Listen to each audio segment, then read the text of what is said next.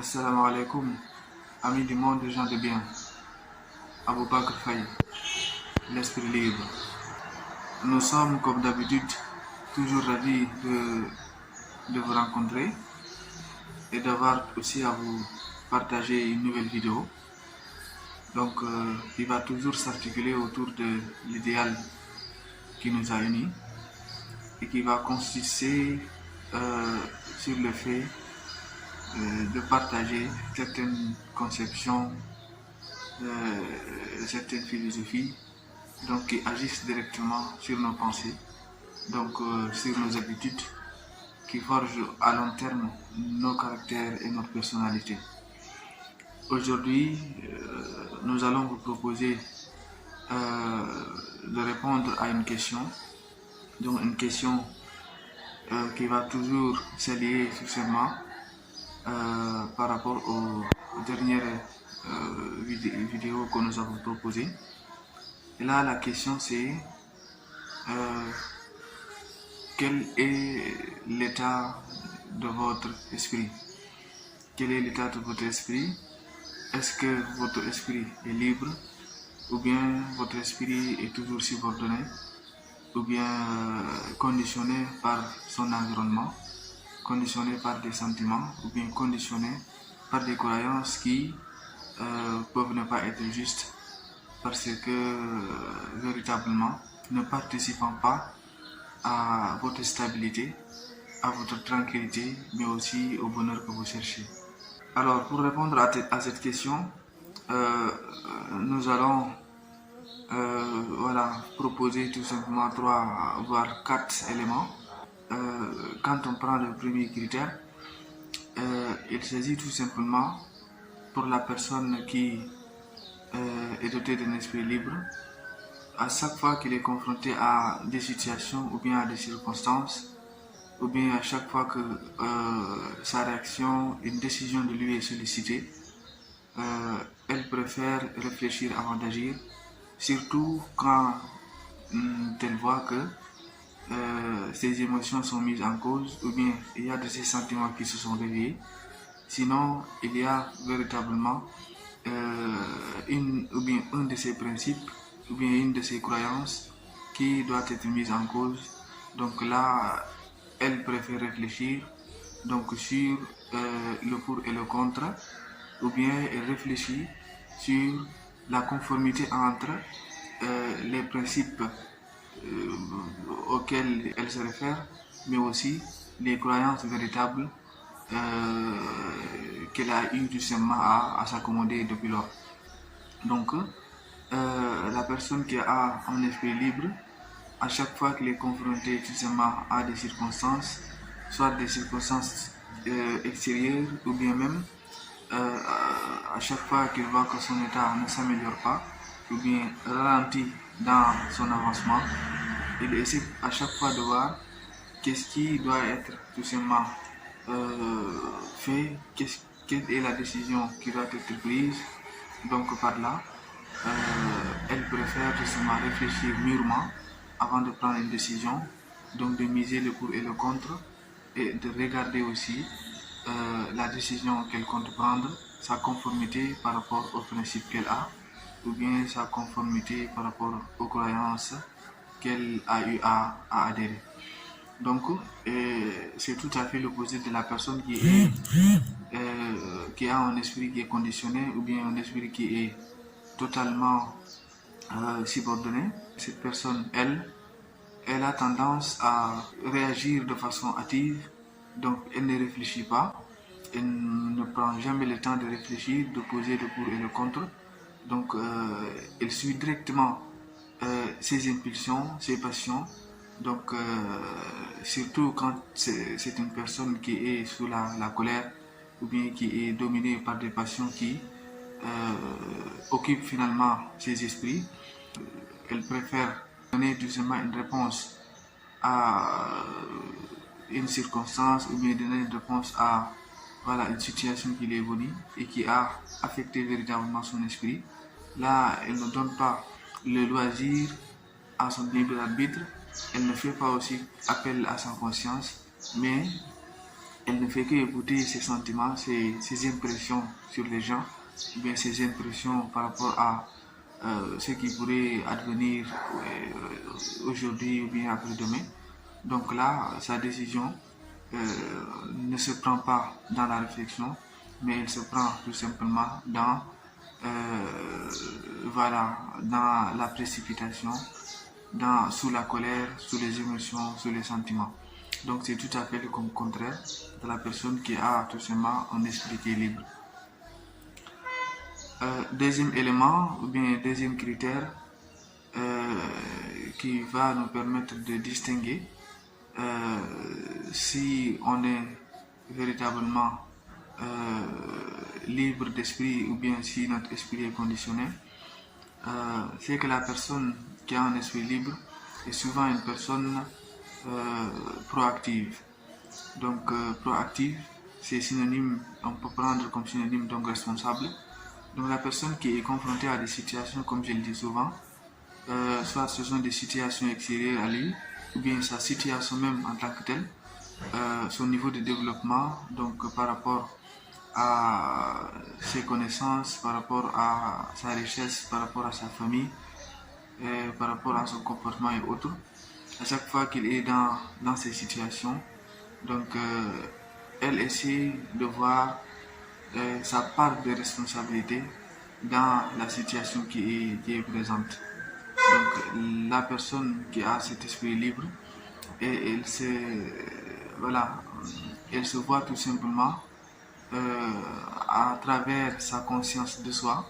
Elle essaie comme on peut le dire, d'évaluer sa vie, de voir tout simplement son comportement, donc de revoir ses gestes, de revoir ses actions, ses décisions. Est-ce que cet ensemble n'est véritablement pas la cause tout simplement de la circonstance qui s'est produite ou bien sa situation actuelle? Et aussi, donc, c'est comme d'habitude très différent de la personne qui a un esprit qui est conditionné ou bien un esprit qui est subordonné. Donc, cette personne souvent a tendance à être réactive. Donc, c'est un peu le contraire de la proactivité. Donc, quand on est réactif, je l'avais déjà évoqué dans ma dernière vidéo. Donc, la réactivité, c'est une personne qui, souvent, quand il est confronté à des situations donc pareilles, toujours dans le cadre de la responsabilité, elle est toujours irresponsable. Sinon, elle cherche toujours à donc rejeter la faute non sur soi-même, mais sur les autres personnes. Donc, même ces actions qui sont peut-être injustes ou bien qui ne rentrent pas véritablement dans le cadre d'une solution efficace. Donc, elle prend toujours doucement le temps de dire que c'est l'autre qui est tout simplement la cause de ma réaction. Donc, tout ce qui se passe donc, est la situation que je vis, ou bien même ces circonstances qui sont venues tout simplement pour on peut bouleverser ma vie. C'est la faute d'une personne, d'une telle, de Fulan et d'Allah. Donc, finalement, elle ne regarde jamais sa part de responsabilité par rapport soit à sa situation donc intérieure, sinon par rapport à la situation extérieure, pour un peu prendre une solution par rapport justement à ces situations, non, mais elle essaie toujours de voir que c'est l'autre qui est le problème.